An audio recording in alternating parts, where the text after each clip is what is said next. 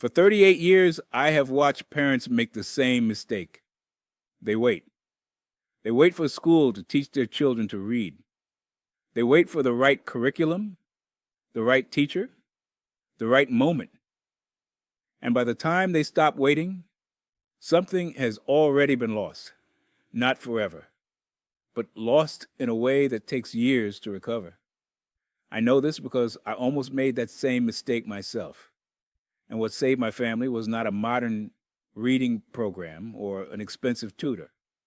It was a rule, a specific, ancient, almost mathematically precise rule that Jewish families have been using for thousands of years to build readers before other children have even learned to hold a book properly. Today, I am going to teach you that rule. It is called the 777 reading rule. And by the end of this teaching, you will understand not just what it is, but why it works at a neurological and spiritual level that most educators have never even considered. Before I go any further, let me give you something to hold in your mind. Jewish families represent 0.2% of the world's population, yet they have produced 22% of all Nobel Prize winners in history. 22% from 0.2%. Economists study this. Sociologists study this. Geneticists have tried to explain it, and most of them miss the answer entirely, because the answer is not in the biology. It is in the method. It is in practices like the one I am about to share with you. This 777 reading rule is one of the 7 Torah laws of the genius child that I have spent 38 years studying, testing, and refining with real families.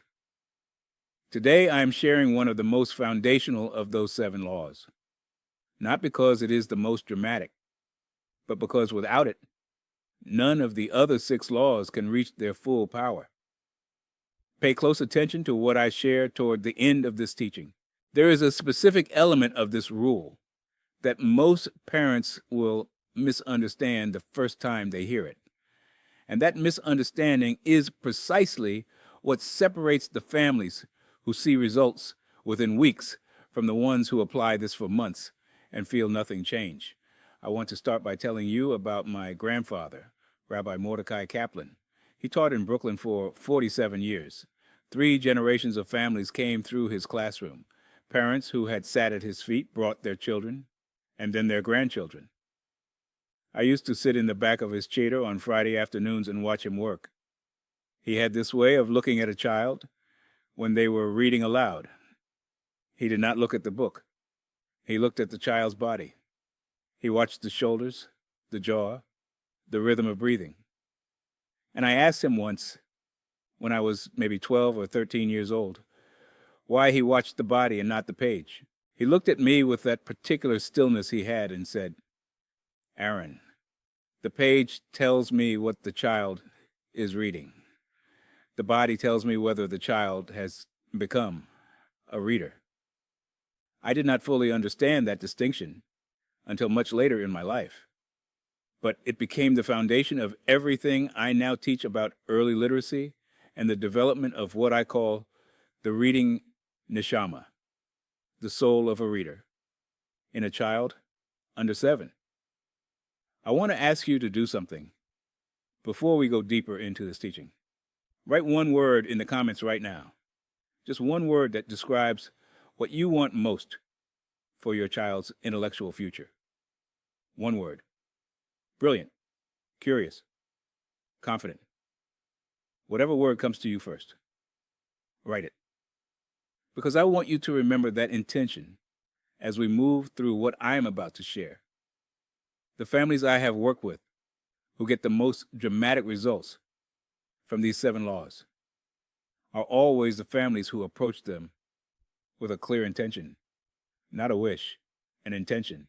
And now let me speak plainly about what is happening to children in most schools today. I do not say this to frighten you. I say it because you deserve the truth, and because once you understand what is going wrong, the solution I am offering you will make complete and immediate sense. The modern school system teaches reading as a decoding skill. Children learn phonics. They learn letter-sound correspondence. They learn sight words. And these things are not wrong in themselves, but they are radically incomplete because they treat reading as a mechanical act when reading is, at its deepest level, a relational act. It is a conversation between a mind and an idea. And when you train a child only in the mechanics of that conversation, you produce a child who can technically read but who has not yet learned to think while reading. The Talmud in Tractate Bava Batra, Daf 21a, describes Joshua ben Gamla as the one who established universal education for Jewish children. But that ancient system of education was never designed around decoding. It was designed around engagement, questioning, and the transmission of meaning. That distinction is everything. There is a study from the National Center for Education Statistics showing that approximately 54% of American adults read below a 6th grade level. 54%. These are not people who cannot decode words.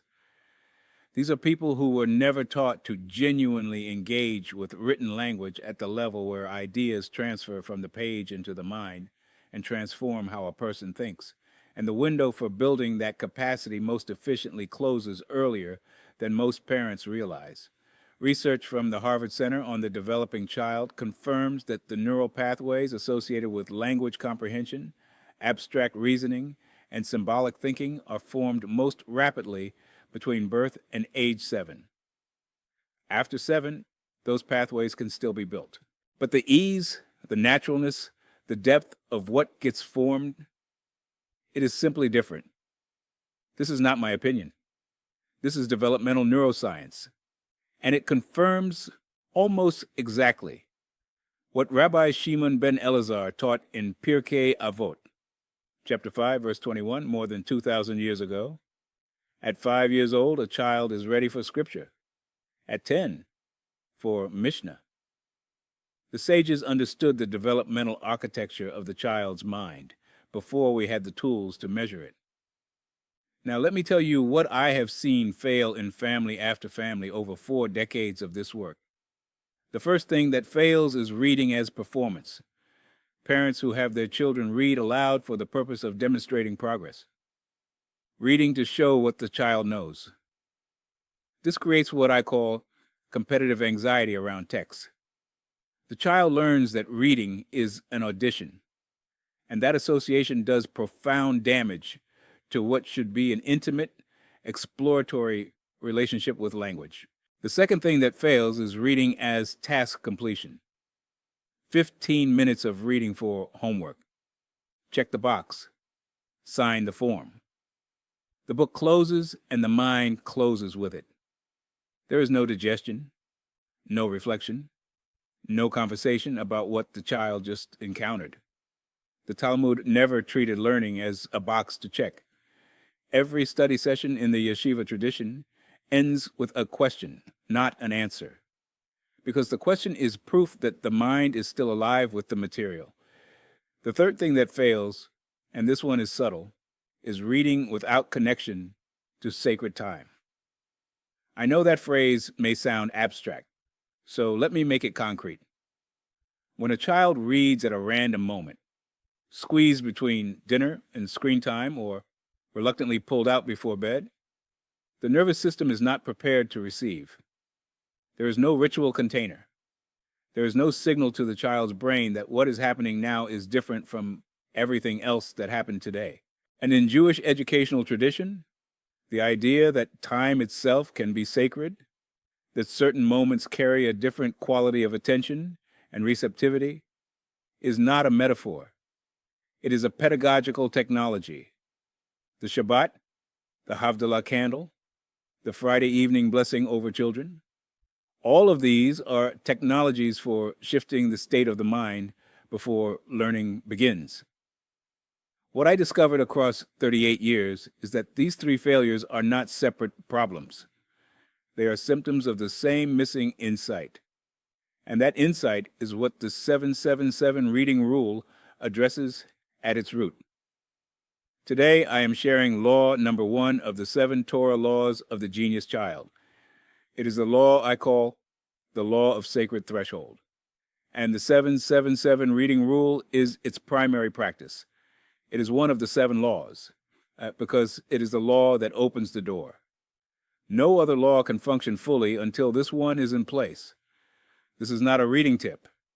This is the foundation on which everything else is built. The source of this law lives in Deuteronomy chapter 6, verses 6 and 7. The instruction is precise. And these words which I command you today shall be upon your heart, and you shall teach them diligently to your children. And you shall speak of them when you sit in your house, and when you walk by the way, and when you lie down, and when you rise up. What the Torah is describing here is not a curriculum. It is a rhythm, a daily rhythm of immersion in language, meaning, and wisdom, integrated into the natural movement of the child's life. Morning, night, walking, sitting. The sages understood that a child does not learn to think by attending a class. A child learns to think by living inside a certain quality of daily experience. The 777 reading rule is the modern application of that ancient understanding. Here is the rule itself. 7 minutes, 7 times per week. Completed before the child's 7th birthday. That is the structure. But the structure is only the frame. What I am going to teach you now is what goes inside the frame. Because 7 minutes of distracted, mechanical, or anxious reading produces almost nothing of lasting value. But 7 minutes of what I call Talmudic reading, engaged, relational, intentionally structured reading, produces something that the neuroscientists call deep literacy, and that the sages would have called the beginning of a thinking soul. The first element of the 777 rule is what I call the threshold moment. Before the reading begins, there must be a pause of no more than 30 seconds in which the parent and child become still together. Not silent in a punishing way, still in the way of preparing to receive.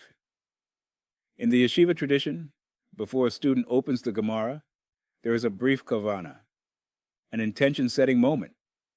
You are teaching your child, even before they can articulate it, that what is about to happen is different from the rest of the day. The nervous system actually shifts in response to this signal. I have watched this with hundreds of families. The quality of attention in the 7 minutes changes completely when there is a threshold moment before them. The second element is what my grandfather called reading with 2 voices. The parent reads 2 sentences. The child reads 2 sentences. Not because of phonics practice, because of something deeper. When a child hears a fluent, emotionally engaged adult voice reading aloud, the brain mirrors that engagement. The prosody, the rhythm, the rise and fall, the pausing, transmits a felt sense of what it is like to be inside language. Vygotsky called this the zone of proximal development. The child performs at a slightly higher level when scaffolded by a more capable reader.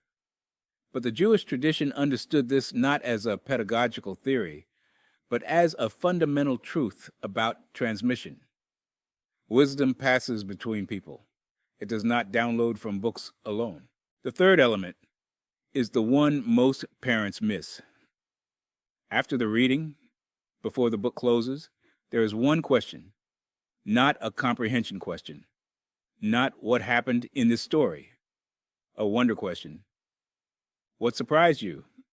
What did you not expect? If you could ask the author one thing, what would it be? The Talmud is built entirely on this structure. A text is presented. A question is raised. The question is not a test. The question is the continuation of learning by another means. When a child is asked a wonder question after reading, the brain does something extraordinary. It returns to the material in search of something it did not consciously notice the first time. That return, that second pass of attention, is where comprehension becomes thinking. And thinking is what we are actually building here. The fourth element is consistency over duration. 7 minutes, 7 times per week, is more powerful than 1 hour on Saturday morning. I want you to understand why, because this is not obvious. The brain builds neural pathways through repetition across time, not through large single doses of activity. Maimonides and Hilshot. Talmud Torah, his laws concerning Torah study, is precise on this point. Learning that is distributed across regular intervals produces retention and integration that concentrated bursts cannot achieve. He was not speculating. He was codifying what generations of Jewish educators had already observed in practice. The modern science of spaced repetition confirms exactly this. 7 minutes daily, without exception, is worth more than an hour twice a week. The consistency is the message. You are telling your child's brain every single day that language and thought are woven into the fabric of ordinary life, not reserved for school, not reserved for Sundays, daily, like eating, like breathing. Now I want to speak about the fifth element, and this is the one I promised you at the beginning, the one that separates the families who see rapid results from the ones who struggle. The fifth element of the 777 reading rule is what I call the law of the parent's presence, not physical presence, attentional presence. In these 7 minutes, there are no phones. There are no partial attentions. There is no part of your mind reviewing the day or preparing for tomorrow. The full weight of your attention is on your child and on the text. I know how difficult that is. I know because I failed at it more times than I can count during the years my own children were young. But here is what the tradition taught me about this. The Talmud in Traktat Barakot speaks of the importance of kavana in prayer, a quality of directed, intentional attention. And the sages applied that same concept to the study of text. When a student learns without kavana, they may absorb information, but they do not absorb wisdom, because wisdom is not in the words. Wisdom is in the quality of encounter between a living mind and those words. Your child's first experience of reading is always first an experience of being read to. And the quality of that experience, whether it is warm, focused, present, sacred in the everyday sense of that word, becomes the emotional template the child carries toward all written language for years afterward. This is perhaps the most important thing I will say today. You are not just teaching your child to read. You are teaching your child what reading feels like. And that feeling will either draw them toward books for the rest of their life or push them away. There is something else I need to tell you about this law. It becomes 10 times more powerful when combined with the other laws of the system. What I'm sharing today is the foundation, the first of the 7. But there are 6 more, and each one addresses a different dimension of the child's cognitive and spiritual development.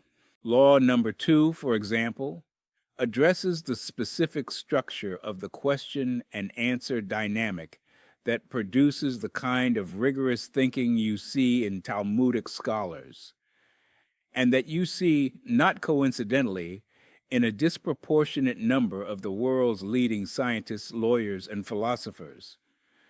The 777 reading rule opens the door. The other 6 laws show you what to do once you are inside. But those belong to their own teaching, and I will come to them. I want to share something more personal here. There was a period in my own family. My children were still young. My practice was growing. I was traveling between New York and New Jersey and California more than I should have been, when I let the consistency of our home reading rhythm slip. It was gradual. First we missed one night, then two. Then the 7 minutes became 5 minutes on some nights and nothing on others. I noticed a change in my youngest child within weeks, not in reading scores. Those were fine. I noticed a change in how he related to books when left alone. The natural reaching for a book, that voluntary, spontaneous choosing of reading over other activities, it faded. And I understood then, more deeply than I had before, that what we were building with the daily practice was not a skill. We were building a relationship. And like any relationship, it requires regular, consistent tending to stay alive. I recovered it. It took about 6 weeks of recommitting to the daily 7 minutes to see that natural reaching return. But I never let it slip again. I will also tell you this. There is something important happening in education right now that makes this teaching more urgent than ever. Research published in recent years has shown a dramatic decline in sustained reading capacity among children and adolescents, not because they lack intelligence, but because the cognitive habit of staying with a text for more than a few minutes is being displaced by the fragmented attention patterns that digital environments reinforce. The 777 reading rule is, among other things, a daily training in the capacity to sustain focused attention. 7 minutes does not sound like much, but for a 3-year-old or a 4-year-old, 7 minutes of sustained engagement with a text is an act of genuine concentration. And concentration, like every other capacity, grows through practice. You're not just building a reader. You're building a mind that can stay with difficulty long enough to understand it. That is perhaps the most endangered cognitive capacity in the world your child is growing up in. My grandfather used to say that the greatest gift a parent can give a child is not wealth or connection or even opportunity. It is the love of the word. He said it in Yiddish, but I will give you the meaning.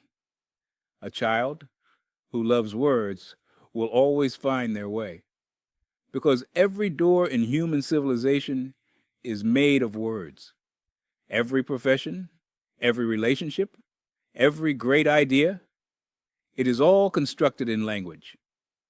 The child who has learned to move through language with comfort, with curiosity, with something like joy, that child is prepared for a world we cannot yet see. Let me bring this together for you before we close. The 777 reading rule is this: 7 minutes, 7 times per week before your child turns 7. Within those 7 minutes, you include a threshold moment of stillness, the 2-voice reading practice, a wonder question after the text, consistent daily repetition over accumulated time, and the full, undivided presence of a parent who is choosing to be there not out of obligation but out of love. That last part cannot be faked. Children feel the difference, and the difference is everything. This is law number 1 of the 7 Torah laws of the genius child. It is the foundation. And if you begin this week, tonight, if possible, you will see something shift within your child, within days, not in test scores, not yet. You will see it in the body, in the shoulders, in the jaw, in a way they lean toward the book instead of away from it. My grandfather would have seen it immediately. And now, so will you. In my next teaching, I will reveal another of the 7 laws, one that connects directly to what you learned today. It addresses the specific type of questioning that transforms a child who reads into a child who thinks. These 2 laws, working together, are responsible for some of the most dramatic transformations I have witnessed in families over 4 decades of this work. Do not miss it. If this teaching reached you today, I want to ask you to do 3 things. Leave that one word in the comments below, the word you chose for your child's future. Share this with one parent who you believe needs to hear it. And if you have not yet subscribed and turned on the notification bell, do that now, so you do not miss what is coming next. There are 7 of these laws in total. Most parents never learn even one. You now have the first. Use it with intention. Use it with love. Use it every day. Raise them with wisdom. Shalom.